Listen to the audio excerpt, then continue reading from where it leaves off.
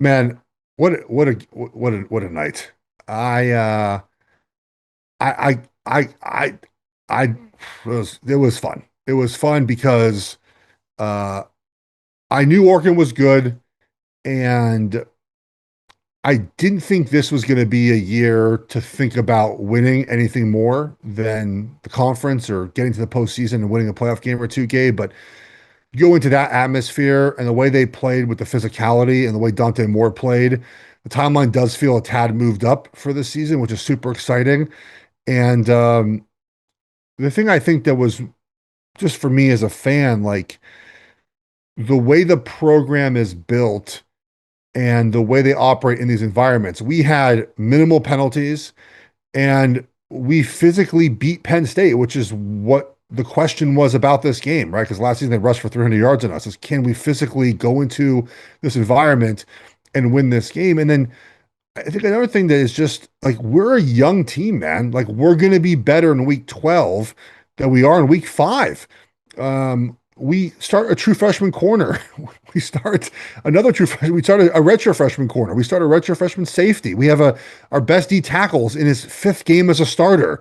Like we have all these things with just our best wide receiver is a true freshman. Our best running back is a true freshman. Our quarterback is in his 3rd year, but really that was his 5th start for us, right? He plays a true freshman at UCLA. Like there's just so much youth on this team to play the way they did in that game. Really impressive. Yeah, this game solidified two lazy narratives in my mind, but I'm just going to say them anyway. Sorry, James Franklin just doesn't have it. And Dan Lanning, I'm ready to say, is my top choice. If I'm building a program in college football in 2025, I want Dan Lanning. I think he's the best coach out there. Um, so a couple things. I'm gonna do Franklin first here. I don't know, Gabe, what he could have done differently in this game, other than just he chose the wrong quarterback to be his guy, right? Like he chose Drew Aller over Pabula, who's at Missouri. Maybe that was the wrong choice because there wasn't one play in this game, other than maybe that punt from like the plus 40 that you're like, why are we punting the ball? That was like it wasn't like a play like that's James Franklin's fault in this game. I think a little bit of the fault goes to the idea that the offense in a lot of these big games is very, very boring until it has to be more creative. And all of a sudden they scored 2 touchdowns immediately when they were a little more creative. It happened against Notre Dame. It's happened in other big games where they get behind or it's kind of, they're stuck in the mud and all of a sudden they open up the offense. And the idea, I guess, is that if you do it for 4 quarters and you put more on Drew Aller, he just can't do it. But in short little bursts, when it has to be done, he can be the guy to do it in those short moments. And of course, like in overtime, he throws the interception. As far as Dan Lanning, dude, um, I, I'm I can't believe how blessed we are to have him as our coach, dude. He is. It's yes, he was fired up after the game, and although he looked like a crazy person because I think he really wanted to win and the passion that he showed. But it's 2 things. It's the player development, right? And it's the ability to adapt and evolve with no ego. So like the player development part speaks for itself. And yes, some of these guys are transfer portal players. I get it. But again, Dante Moore was a true freshman at UCLA who had struggles, sat out. They convinced him to sit out last season. Hey, come here and learn. And then you see his improvement already, right? Through 5 games. You look across even on the defensive line. Last year, we got pushed around against Penn State and Ohio State. We not get pushed around yesterday. Like guys have gone stronger and bigger and faster. And even like, I'll give you, you won't like this, but like Bear Alexander, right? The transfer from USC. Mm-hmm. His best game ever as a player at Penn State. And he didn't even game one Gabe. He was not starting this season, game 1. I don't think he started till game 4. Like they've worked him in. They've got, and he was a freaking monster in this game. And it's like stuff like that. It's those things. Like, again, you're playing a bunch of these true freshmen. And here's again to get very nerdy for just a second here. So for 3 years, Oregon played a predominantly man coverage on defense, and we get away with that against most everyone except Washington, who carved us up, and Ohio State, who carved us up. And what do we do this year, Gabe? Play a ton of zone coverage. Like he just adapts. He says, look, this is not working for us against better teams. We have to find a better way to keep everything in front of us on defense. And this year they're running a ton of cover 2, keep it in front of us, Let's just not give him explosive plays. And the idea that you can just evolve like that is very impressive to me as a coach. And he's a cool dude. I was texting with him yesterday. Like he just seems like a chill person in general. So very fortunate to have him be our head coach. You are extremely fortunate, and I'm not glad you brought up Bear Alexander, but it makes me want to ask a follow-up question. So, obviously, Bear Alexander just becomes unplayable for Lincoln Riley. I don't know exactly what the problem was there, but I know that watching the Illinois offensive line push the middle of the defensive front of USC around, especially late, I know that a 302-pound, like, All-American type player would have been helpful. What is there also just something to Lanning can make difficult guys buy in, which he seemingly did with Yeah. Alexander, and Lincoln Riley and others like him they can't?